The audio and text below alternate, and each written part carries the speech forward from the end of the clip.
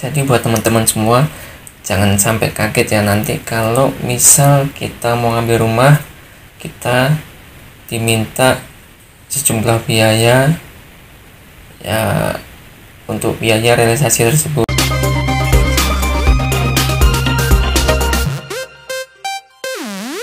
Halo gengs, jumpa lagi bersama saya di channel kesayangan Anda. Bagaimana kabar kalian semua? Pasti luar biasa. Di video kali ini masih seputar kepemilikan aset ya gengs. Kali ini kita akan bahas proses pemilikan rumah dengan sistem KPR. Kalau teman-teman ada request, entah mungkin pengen bikin video tentang tema apa, bisa DM tuh di akun sosmed saya. Tapi sebelum itu, klik tombol subscribe ya gengs, biar kalian bisa ngikutin terus video dari saya dan saya tambah semangat tuh buatin video untuk teman-teman semua. Oke, sudah cakep.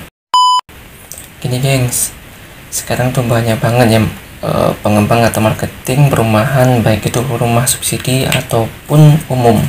Nah, kenapa saya bilang subsidi atau umum? Karena terdapat perbedaan baik dari segi bangunan maupun ketentuannya, dan masih ada lagi gengs lainnya. Nah, tapi kali ini kita nggak akan bahas itu, tapi saya akan bahas di video selanjutnya. Nah, makanya ikutin terus video dari saya biar tahu update-nya seperti apa. Oke, balik lagi ke tema kita, yaitu membeli rumah dengan sistem KPR. Banyak bank penyedia KPR teman-teman, tapi jangan sampai kita salah pilih perumahan dan developernya, karena pasti ada aja yang teman-teman pasti akan menemui pengembang atau marketing perumahan yang nakal ya. Tapi biasanya pihak pengembang itu udah punya bank rekanan, jadi kalau kita mau ngambil perumahan dengan sistem KPR, pasti dia langsung memproses ke bank rekanannya itu. Tapi seperti kredit lainnya ya guys, KPR itu pasti juga pakai DP. Nah, rata-rata untuk DP perumahan itu di kisaran 20% dari harga rumah. Ada sistem yang bisa dicicil sesuai ketentuan dari pengembang, tapi pasti rata-rata tanpa bunga.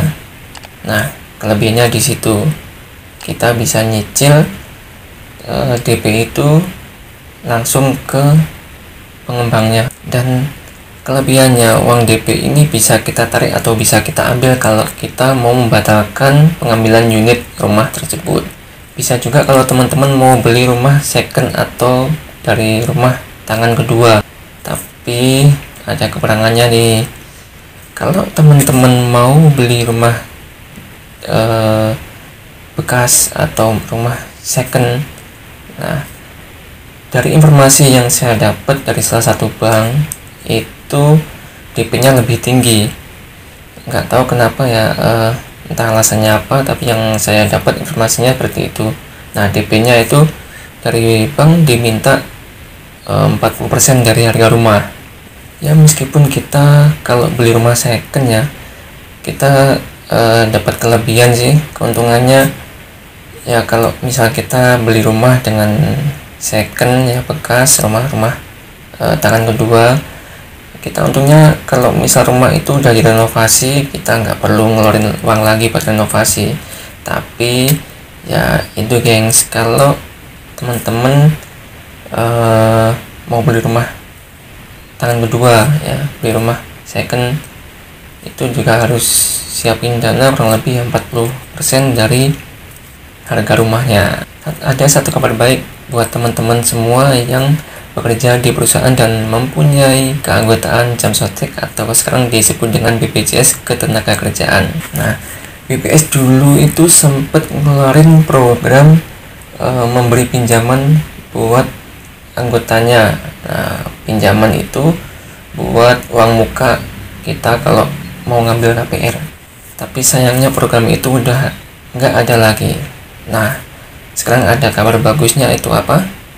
Sekarang BPJS Ketenagakerjaan mengeluarkan program baru, yaitu dengan DP rumah 5%. Mantep kan? Tapi ada syaratnya teman-teman, yaitu kalau pengembang bisa kerjasama dengan BPJS atau pengajuan kita cepat disetujui oleh BPJS. Kenapa saya bilang seperti itu? Karena pengalaman saya mengajukan untuk DP 5% itu ke BPJS ya, melewati pengembangnya ya, lewat marketingnya. Nah, tapi sampai beberapa bulan pengajuan itu masih belum di ACC. Oh no. Nah, di sini repotnya teman-teman. Jadi pengajuan kita ke BPJS itu yang memakan waktu sangat lama.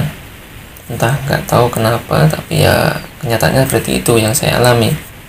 Nah, tapi untungnya kemarin saya dari pihak pengembang itu dibuatin 2 penawaran, jadi satu ke BPJS-nya, satu langsung ke bank. Nah, untungnya pas ada realisasi udah keluar dari bank, nah di saat yang BPJS masih belum ACC, ada satu pengajuan di bank itu udah siap realisasi.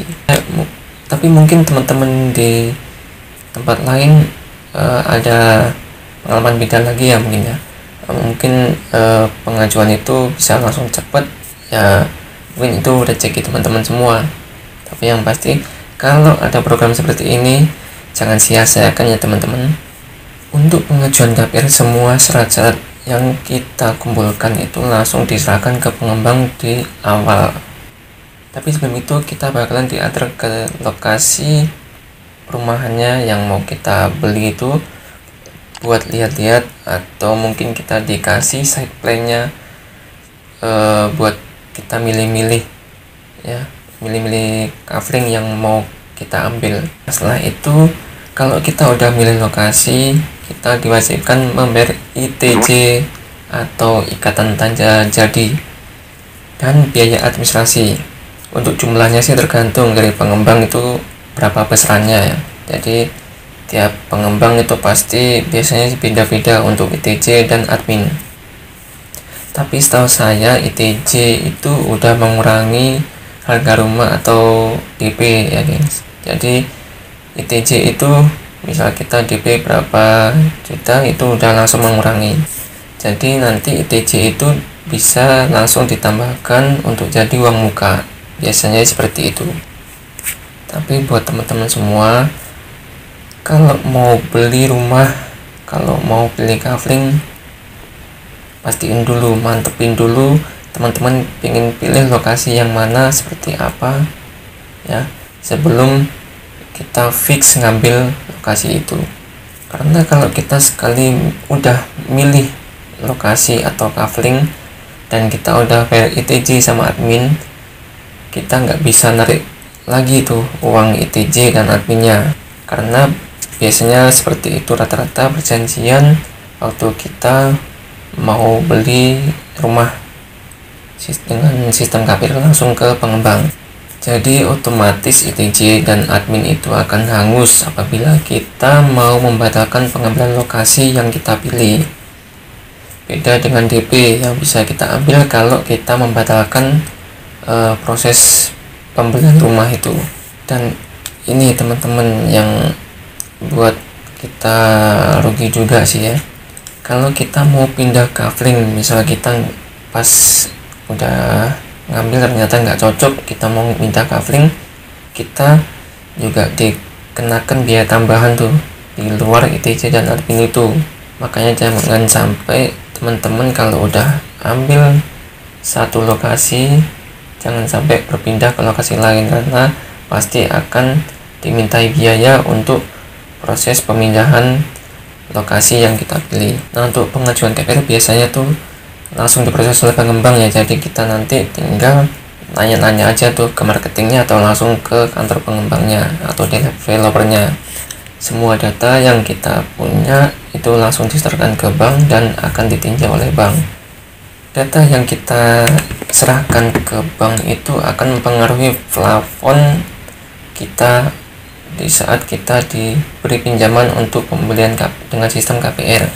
Kalau plafon sesuai atau pas dengan sisa harga rumah setelah dikurangi DP, ya kita nggak perlu nambah uang DP lagi. Kalau plafonnya di bawah harga rumah setelah dikurangi DP, pasti otomatis nanti teman-teman akan dimintai untuk menambah uang muka. Nah, itu yang perlu teman-teman waspadai ya. Kalau kita beli rumah yang rumahnya udah ready stock ya, kita tinggal tunggu aja untuk proses realisasi.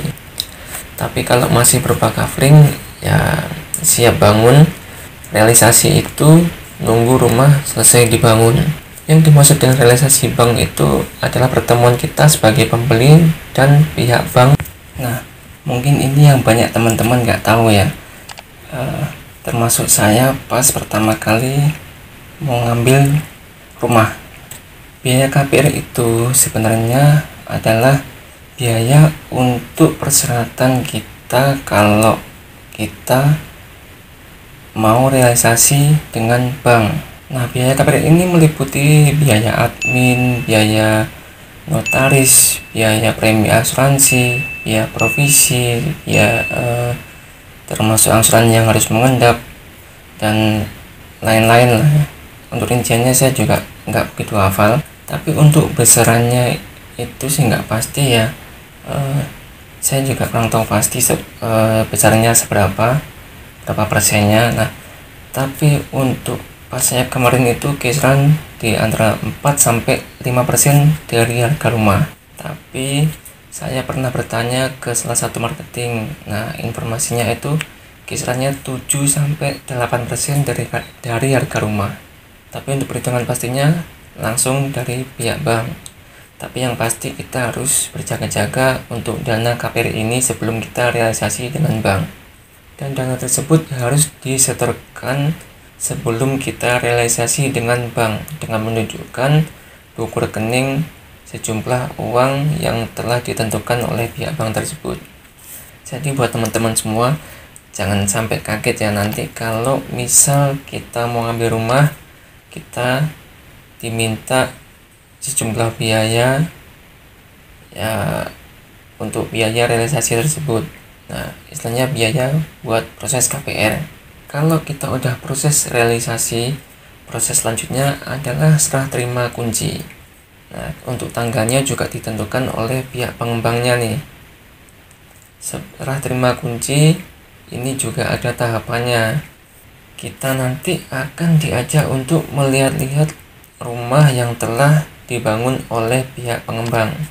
Apabila kita merasa ada yang kurang mungkin di depan atau belakang atau di dalam, mungkin entah dari segi bangunan atau pemasangan apa atau apa, kita bisa langsung komplain ke pihak pengembang.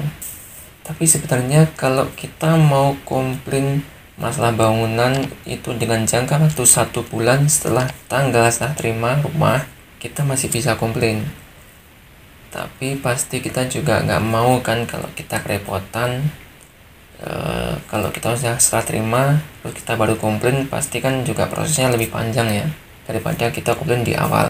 Selain itu juga saat kita serah terima kunci rumah, kita juga ditunjukkan checklist tuh. Nah, kita checklist semua, mungkin kekurangannya apa atau apa, mungkin kita dikasih lihat entah dari bangunannya seperti ini, untuk pintu, untuk kusen dan lain-lain lah, kita udah dikasih checklistnya semua. Kalau udah nggak ada komplain dari kita diwajibkan untuk tanda tangan bahwa kita menyetujui bahwa bangunan itu sudah tidak ada masalah.